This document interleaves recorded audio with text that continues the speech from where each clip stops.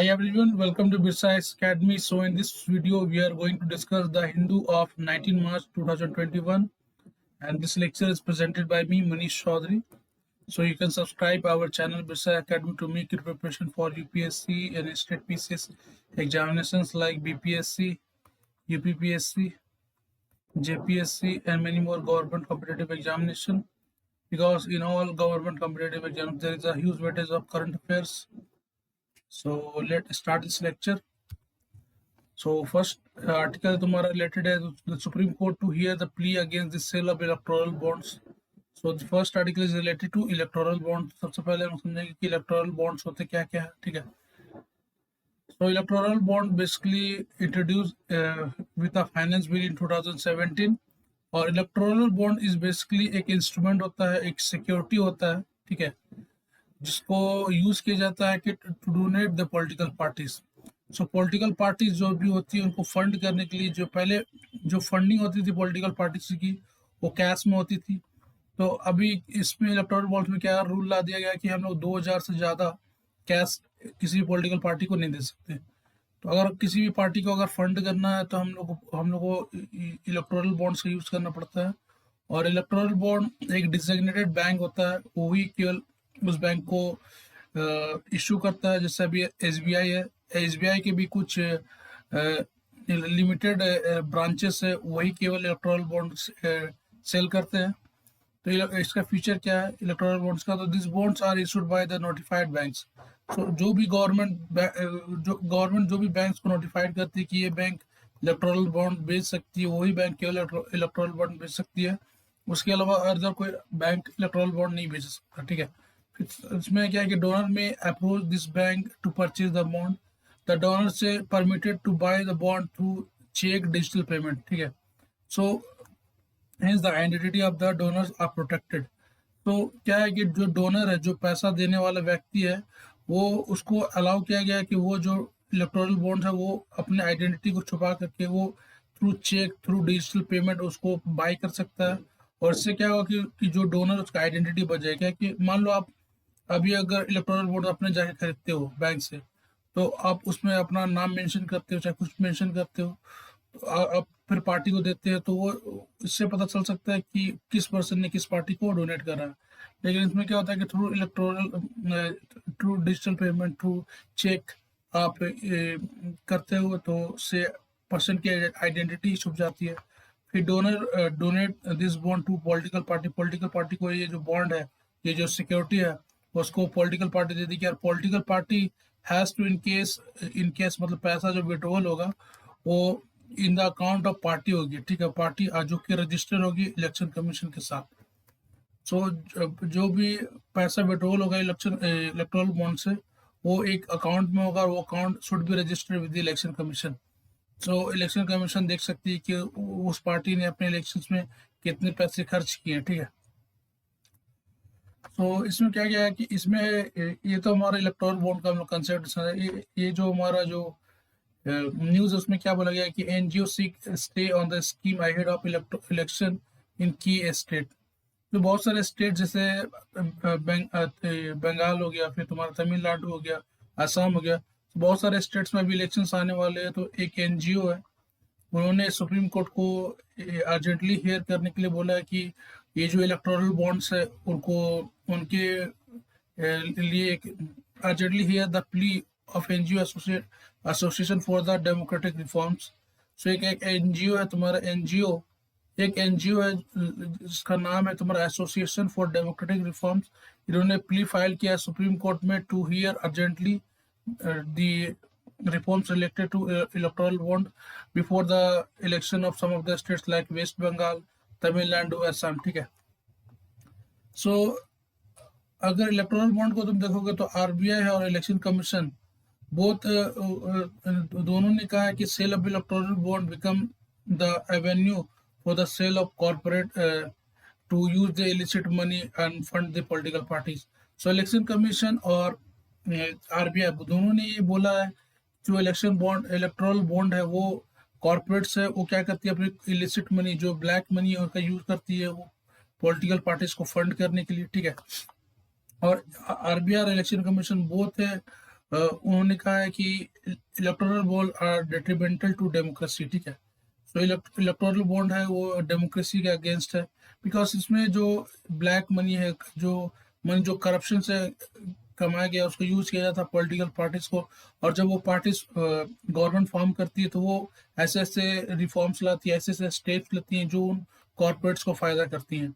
और recent days में आप इस सभी का एग्जांपल आप देख रहे होगे, मैं इनडायरेक्टली आपको समझा रहा हूँ कि जो बहुत सारे इंडस्ट्रियलिस्ट है उन्होंने एक पार्टीज को दिया, और बहुत सारे रिफॉर्म्स अभी जो पार्टीज ले रही है वो केवल इनको बेनिफिट करने, कॉर्पोरेट को बेनिफिट करने के लिए ले रही है। जैसे फार्मर्स में हो गया क्या कि फार्मर्स जो बिल्स लाए गए उसमें भी ये एलिगेशन लिया गया है कि ये जो बिल्स लाए गए, फार्मर रिफॉर्म बिल जो भी लाए गए हैं वो केवल कॉर्पोरेट्स को, अंबानी अडानी को बेनिफिट करने के लिए लाए गए हैं। तो इसे ये सब मामला है। फिर तुम्हारा इस बारे में जो हमारे अटॉर्नी जनरल है उन्होंने के वेणुगोपाल, उनको सुप्रीम कोर्ट ने उनमें स्टैंड देने के लिए बोला गया है। और एक केस में एक न्यूज ये भी बोला गया illegal cell window.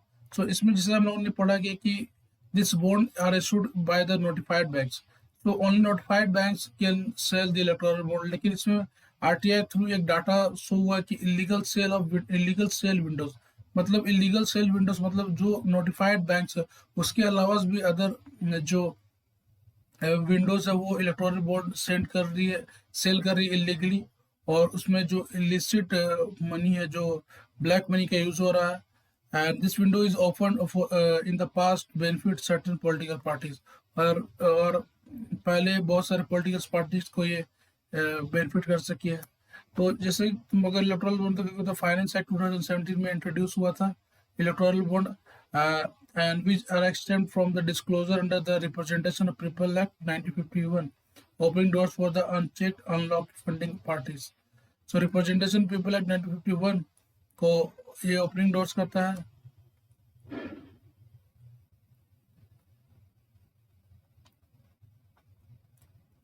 So this is all about this article. Next article तुम्हारा है कि India has assured Sri Lanka of support. So ये श्रीलंका के फॉरेन मिनिस्टर्स उन्होंने बोला है कि India have assured its support for the Pakistan Sri Lanka in the united nation human rights council. So इसमें हमारे जो एक्सटर्नल अफेयर्स मिनिस्टर है एस जयशंकर साहब, उन्होंने इस स्टेटमेंट को डिक्लाइन कर दिया कि हमने ऐसा कोई भी स्टेटमेंट जारी नहीं किया है। वही तो जिससे जो श्रीलंका में बहुत सारे माइनॉरिटीज है, जैसे तमिलियंस है और भी बहुत सारे माइनॉरिटीज है, उन पर बहुत सारे एट्रोसिटीज होते हैं। तो that is why United nation human rights Council में श्रीलंका पर वोटिंग होनी है। सो इसमें जो फॉरेन मिनिस्टर्स है उन्होंने इंडिया का सपोर्ट के लिए वो स्टेटमेंट जारी किया है। लेकिन हमारे जो एक्सटर्नल अफेयर्स मिनिस्टर उन्होंने इस स्टेटमेंट को डिक्लाइन कर दिया। फिर तुम्हारा अगर United nation human rights Council को अगर तुम देखोगे तो यूनाइटेड नेशन बॉडी जिसका मिशन है to promote and protect human right around the world, ठीक है। तो United nation human rights Council एक यूनाइटेड नेशन का एक बॉडी है और जिसका एम है प्रोटेक्ट करना, प्रमोट करना human right around the world. और human right United nation Human Right Council का देखो तो इसमें 47 मेंबर्स है, ठीक है, इलेक्टेड फॉर 3 years। और ये जो इलेक्शन इसका होता है वो रीजनल ग्रुप्स में होता है, फाइव रीजन्स में बांटा गया और उनके बेसिस पे उनको सीट्स दी गई है। इसका हेडक्वार्टर तुम देखोगे तो जिनेवा स्विट्जरलैंड में है। और तुम अगर देखोगे United nation Human Right Council को तो ये इन्वेस्टिगेट करती है allegation of the breaches of human rights in United Nation members. So जो भी यूनाइटेड नेशन मेंबर कंट्री, जो भी यूनाइटेड नेशन के मेंबर्स है, अगर वहाँ कंट्री में अगर ह्यूमन राइट्स का वायलेशन होता है तो उसको देखने का काम United nation human rights councils करती हैं। और ये इनका इम्पोर्टेंट है कि ह्यूमन राइट्स का वायलेशन को देखें, जैसे freedom of association and assemblies, freedom of expression, freedom of belief and religion, woman rights, LGBT community के राइट्स हैं, फिर rights of racial and ethnic minorities, और भी बहुत सारे जो राइट कम्युनिटी उनके राइट्स को देखती है, ठीक है। फिर तुम्हारा United nation human rights Council को अगर तुम देखोगे तो ये एस्टेब्लिश की गई थी by the united nation general assembly in 15 मार्च 2006, और इसने रिप्लेस करा था United nation commission on human rights, ठीक है, UNCHR। और ये जो बॉडी है UNHRC, ये हाईली क्रिटिसाइज होते हैं। क्यों? क्योंकि ये बोला जाता है कि बहुत सारे कंट्रीज से जिनका जो राइट, बहुत सारे कंट्रीज है जहाँ जहाँ ह्यूमन राइट्स का रिकॉर्ड देखोगे तो बहुत ही खराब है, जैसे वेनेजुएला है, फिर USSR है, चाइना है, रशिया है। तो बहुत सारे कंट्रीज जिनमें ईरान है, तो बहुत सारे कंट्रीज जहाँ ह्यूमन राइट्स का वायलेशन होता है। लेकिन even if they get membership of this UNHRC, so that is why USA ने भी ऐसे पुल आउट कर लिया था कि आप वेनेजुएला को मेंबरशिप दे रहे हो। तो this is all about this article. Next article है तुम्हारा roads to be freed to toll booths in a year, says Nitin Gadkari. So GPS based system being put in the place. So हमारे जो union minister जो नितिन गडकरी है, उन्होंने बताया गया कि जो हमारा जो टोल सिस्टम है वो आने वाले एक ईयर में हम लोग उनको खत्म कर देंगे, और हम लोग एक नया सिस्टम आ रहा है GPS बेस्ड सिस्टम, और जो कि हम लोग को टोल टैक्स देने के लिए रुकना पड़ता है, वो हम लोग को रुकना नहीं पड़ेगा। अभी भी जैसे ये फास्टैग आ गया है, इसमें हम लोग को फिजिकली रुकना नहीं पड़ता है, लेकिन इसमें रेडियो फ्रिक्वेंसी वेव का यूज होता है और ये पैसा अपने आप डिडक्ट हो जाता है, ठीक है। So India will implement GPS based toll collection system and do away with the toll booth with in a year, जो हमारे union minister of road transport and highway Nitin Gadkari साहब ने बोला है। और ठीक है, इसमें जैसे हम लोग क्या कंसेप्ट होता है, एक फास्टैग है। इसमें UPSC में प्रीलिम्स में भी क्वेश्चन आया था कि क्या टेक्नोलॉजी का यूज होता है फास्टैग में। तो फास्टैग इज अ रीलोडेबल टैग है। रीलोडेबल टैग मतलब इसमें ये जो टैग है, ये जो गाड़ी की विंडो सीट में लगाया जाता है, इस यहाँ लगाया जाता है, वो इसमें पैसा आप रीलोड कर सकते हो। And that allow automatic deduction of toll without having to stop for carrying out the cash transaction. तो आपको फिजिकली कैश ट्रांजेक्शन नहीं करना होता है। आप जिस आते हो गाड़ी से, आप यहाँ स्टॉप होते हो, वो रेडियो फ्रिक्वेंसी से आपका ये चेक करता है, वो ऑटोमेटिकली पैसा डिडक्ट हो जाता है और आप वहाँ से चले जाते हो। So that I uses radio frequency identification technology, RFID। So UPSC में प्रीलिम्स में क्वेश्चंस भी आया था कि कौन सा टेक्नोलॉजी का यूज होता है। सो RFID टेक्नोलॉजी का यूज होता है, ठीक है, ये फास्टैग में। और it is fix on the windscreen of the vehicle once active. So आप यहाँ टैग लगा देते हो, उसमें पैसा होता है, आप ये फ्रिक्वेंसी से चेक हो जाता है, ऑटोमेटिक डिटेक्ट हो जाता है, आप फिर वहाँ से चले जाता है। तो फिजिकल ट्रांजेक्शन करने की जरूरत नहीं है। लेकिन अब ये भी नहीं है, आप GPS से होगा, आप GPS से गाड़ी ट्रैकिंग होगी और उसमें ही आपको, अगर आप टोल के पास आओगे तो उससे पैसा ऑटोमेटिक डिटेक्ट हो जाएगा। फिर नेक्स्ट आर्टिकल तुम्हारा Bihar assembly passes Lokayukta amendment bill. तो हम लोग समझना है कि लोकायुक्त क्या होता है। तो इसका जो बिल लाया गया, उसका पर्पस क्या है? To punish people filing false cases before anti corruption body to prevent any waste of time. So बहुत सारे पीपल्स क्या होते हैं कि वो अपने पर्सनल दुश्मनी निकालने के लिए केस फाइल्स कर देते हैं अगेंस्ट दी पब्लिक सर्वेंट्स, ठीक है, कि ये पर्सन हमारे से ब्राइबरी ले रहा था, ये पर्सन हमारे से ब्राइबरी का डिमांड, ये यहाँ मेल एडमिनिस्ट्रेशन हो रहा है। तो इससे क्या होता है कि ये जो लोकायुक्त बॉडी उस पर जांच करती है और बहुत सारा टाइम लगती है, और बाद में वो जो फाइल किया गया था, केस फाइल किया गया था, वो उसमें कोई बेस मिलता नहीं है, वो टाइम कंज्यूमिंग होता है। Basically they it through this they try to harass the public servant. तो उससे क्या होता है कि पब्लिक सर्वेंट अपना परफॉर्मेंस नहीं करने पाते, अपना ड्यूटी अच्छे से नहीं करने पाते हैं। तो इसके लिए वेस्ट ऑफ टाइम को रोकने के लिए इस बिल्स को लाया गया है। और इसमें बोला गया है कि अगर कोई भी पर्सन अगर फॉल्स केस फाइल करता है तो उसको लगभग जेल किया जा सकता है अप टू द 3 years, और उसको बिसाइड उसको फाइन भी लगाया जा सकता है। सो इस बिल में क्या बोला गया कि बिहार लोकायुक्त अमेंडमेंट बिल 2021, और जिसका पर्पस है punish people filing false cases before the anti corruption ombudsman body to prevent waste of times and misuse of the institution. So misuse जो इंस्टीट्यूशन जो है लोकायुक्त का काम है कि अगर कोई मेल एडमिनिस्ट्रेशन, कहीं करप्शन हो रहा है तो उसको चेक करना, और पब्लिक जो भी सर्वेंट्स हैं उनको अकाउंटेबल बनाना। लेकिन बहुत सारे पर्सन होते हैं, वो पब्लिक सर्वेंट को हरास करने के लिए वो ये एक मतलब केस फाइल कर देते हैं उनके अगेंस्ट। तो ये रोकने के लिए ये बिल लाया गया, ठीक है। और misuse of Lokayukta, false cases, Lokayukta correct out, अगर लोकायुक्त को देखोगे तो उसका फंक्शन क्या है कि Lokayukta correct out expeditious investigation and prosecution relating to allegation involving corruption against the public servant. So जो भी पब्लिक सर्वेंट हो, अगर वो मैल एडमिनिस्ट्रेशन करप्शन में इन्वॉल्व है तो उनके खिलाफ इन्वेस्टिगेशन करना ये उनका काम है, ठीक है, उनके खिलाफ एक्शन लेना। सो अगर तुम देखोगे तो लोकपाल एंड लोकायुक्त एक्ट जो 2013 में पास हुआ था, it provide for the establishment of Lokpal for the union and Lokayukta for the state. तो लोकपाल यूनियन में होते हैं और लोकायुक्त स्टेट में होते हैं। दोनों का काम वही है, ऑम्बड्समैन का काम करना, करप्शन माल एडमिनिस्ट्रेशन को चेक करना, ठीक है, पब्लिक सर्वेंट के अगेंस्ट। दिस इंस्टीट्यूशन एक स्टैट्यूटरी बॉडी है और कॉन्स्टिट्यूशन नहीं है। तो इनका जो स्टेटस अगर तुम देखोगे तो ये स्टैट्यूटरी बॉडी है, मतलब एक लॉ से बनाई गई है, ठीक है, ये जो लॉ पास हुआ है। और ये कॉन्स्टिट्यूशनल स्टेटस नहीं, कॉन्स्टिट्यूशनल स्टेटस मतलब कि जो कॉन्स्टिट्यूशन में इटसेल्फ मेंशन्ड है, ठीक है। बहुत सारी बॉडीज होती है, कॉन्स्टिट्यूशनल बॉडी होती है, बहुत सारी बॉडीज स्टैट्यूटरी बॉडी होती है, तो ये स्टैट्यूटरी बॉडी है। इनका फंक्शन है to perform the function of ombudsman and inquire into the allegation of corruption against certain public functionary. जो सर्टेन पब्लिक फंक्शनरीज है, जो सब पब्लिक सर्वेंट्स है, उनको देखना है कि वो मैल एडमिनिस्ट्रेशन करप्शन में इन्वॉल्व नहीं है कि नहीं है। और ये बहुत मतलब बहुत सारे पब्लिक सर्वेंट्स को कवर करती है। Even the prime minister comes under the jurisdiction of Lokpal, ठीक है। तो why do we need the such institution, इस इंस्टीट्यूशन क्यों जरूरत है? जो अगर तुम माल एडमिनिस्ट्रेशन को देखोगे तो वो जो हमारा जो एडमिनिस्ट्रेशन है उसको करप्ट बना देता है, और corruption is the main cause of mail administration.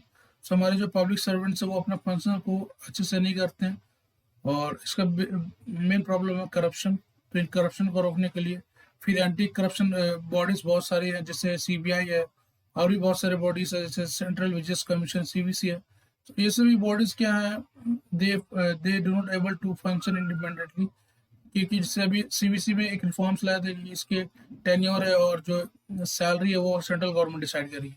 तो ये इसमें थोड़ा सा फंक्शनल इंडिपेंडेंटली करने में थोड़ा सा प्रॉब्लम आती है। फिर जैसे सीबीआई को तुम देखोगे तो सुप्रीम कोर्ट ने इवन बोला कि सीबीआई एक केज्ड पैरोट है, और ये सेंट्रल गवर्नमेंट के अंडर काम करती है, ठीक है। सो लोकपाल अगर तुम देखोगे तो लोकपाल एक मल्टी मेंबर बॉडी है, और इसमें 1 चेयरमैन होते हैं और मैक्सिमम 8 मेंबर्स होते हैं। अगर तुम टर्म ऑफ ऑफिस देखोगे लोकपाल का तो इसमें 5 ईयर्स होता है, और इसके मेंबर्स का भी 5 ईयर्स होता है, और एज टिल द 70 ईयर्स। और जो इसके मेंबर्स होते हैं वो अपॉइंट किए जाते हैं प्रेसिडेंट के द्वारा on the recommendation of selection committee. Selection committee recommend करती है, उसके बेस पे ये प्रेसिडेंट अपॉइंट करते हैं। और सिलेक्शन कमेटी में कौन कौन से मेंबर्स होते हैं, जैसे प्राइम मिनिस्टर होते हैं जो कि उस सिलेक्शन कमेटी के चेयरमैन होते हैं। फिर speaker of Lok Sabha, leader of opposition Lok Sabha, justice, chief justice of India, जज नॉमिनेटेड बाय हिम। अगर चीफ जस्टिस ऑफ इंडिया अगर नहीं होंगे तो उनके द्वारा जो जज नॉमिनेट किया गया वो हो सकते हैं, ठीक है। So this is all about this article. फिर तुम्हारा नेक्स्ट आर्टिकल है तुम्हारा कि Rajya Sabha passes bill to raise FDI limit in insurance sector. So Rajya Sabha में जो हमारे फाइनेंस मिनिस्टर निर्मला सीतारमन, उन्होंने एक बिल पास किया, ठीक है, इंश्योरेंस अमेंडमेंट बिल 2021। और इसमें बिल में क्या गया है कि जो इंश्योरेंस का जो increase the maximum foreign investment allowed to insurance company from 49% to 74%। So पहले क्या की थी कि जो इंश्योरेंस कंपनीज में थी उनमें जो एफडीआई अलाउ था वो था लगभग 49% तक, लेकिन अब क्या कर दिया कि 74% तक इंक्रीज कर दिया गया है। तो इसको बेसिकली डिसइन्वेस्टमेंट से तुम कनेक्ट कर सकते हो कि ठीक है, जीएस पेपर 3 इकोनॉमी में कनेक्ट कर सकते हो। सो वो अपोजिशन ने एलिगेशन लगाया है कि गवर्नमेंट जो हैंडल कर रही है इंश्योरेंस सेक्टर्स को, ठीक है, वो अच्छा नहीं है। और basically government try to give the ownership to the foreigners, ठीक है। जो गवर्नमेंट क्या कर रही है, जो कंट्रोल है, जो ओनरशिप है, जो भी इंश्योरेंस इंश्योरेंस कंपनीज की है, वो क्या कर रही है, वो फॉरेनर्स को दे रही है। क्योंकि डिसइन्वेस्टमेंट क्या है, अगर मान लो इन्वेस्टमेंट अगर 49% तक हो रहा है तो गवर्नमेंट का स्टेक होल्डर 51% होता है, तो गवर्नमेंट यहाँ मेजोरिटी शेयर होल्डिंग होती है। लेकिन अब क्या कर रही है कि गवर्नमेंट 74% तक शेयर को क्या कर रही है, डिसइन्वेस्टमेंट कर रही है, एफडीआई अलाउ कर रही है। उससे क्या होगा कि अगर जो इसका जो शेयर होल्डिंग है वो फॉरेनर्स के पास ज़्यादा होगा जो एफडीआई में इन्वेस्ट करेंगे, और उससे क्या होगा कि जो कंट्रोल है गवर्नमेंट का वो इन इंश्योरेंस कंपनीज पे हट जाएगी। सो डेट इज वाई ने ऑपोजिशन ने स्टैंडिंग कमेटी का डिमांड किया कि उसको इस पर जांच करके क्यों गवर्नमेंट ऐसा एक्शन ले रही है, कि ऐसा क्यों जरूरी पड़ गया कि हम लोगों को जरूरी पड़ गया कि 49% से हम लोग 74% पे एफडीआई इंक्रीज करने की जरूरत पड़ गई। और that is why the opposition wanted the standing committee जो स्क्रूटनी होनी चाहिए और justification for the intent of such bill. Justification जैसे आप देखोगे एलआईसी, तो एलआईसी का जो परफॉर्मेंस है वो बहुत ही अच्छा है, ये प्रॉफिट मेकिंग कॉर्पोरेट है। तो अब क्या करें कि अगर इसमें डिसइन्वेस्टमेंट करेगी तो इसका कोई मोटिव नहीं समझ आता। अगर कोई इंश्योरेंस कंपनी अगर लॉस में जा रही है तो समझ में आता है कि डिसइन्वेस्टमेंट अगर गवर्नमेंट कर रही है। लेकिन अगर कोई प्रॉफिट मेकिंग पब्लिक सेक्टर्स है, इंश्योरेंस कंपनी है, अगर वो उस पर डिसइन्वेस्टमेंट होती है तो ये इंटेंट समझ में नहीं आता, ठीक है। सो इसमें बोला गया है। और गवर्नमेंट क्या बोल रही है कि गवर्नमेंट आर्ग्यू जो हमारे जो फाइनेंस मिनिस्टर है उन्होंने क्या बोला कि ग्रेटर कंपटीशन होगा, ठीक है, इसलिए हम लोग कर रहे हैं, लेकिन ये देखना होगा। सो हम लोग को डिसइन्वेस्टमेंट समझना है कि डिसइन्वेस्टमेंट का मतलब क्या होता है। तो डिसइन्वेस्टमेंट मतलब होता है कि means sale liquidation of asset by the government, usually the central and state public sector, ठीक है। तो डिसइन्वेस्टमेंट बेसिकली होता है कि शेयरिंग ऑफ द शेयर्स। तो एक मान लो कंपनी होती है, उसमें जो शेयर्स होती है अगर उसको गवर्नमेंट सेल करती है तो उसका जो शेयर होल्डिंग्स को अगर शेयर करती हैं उसको डिसइन्वेस्टमेंट बोलते हैं।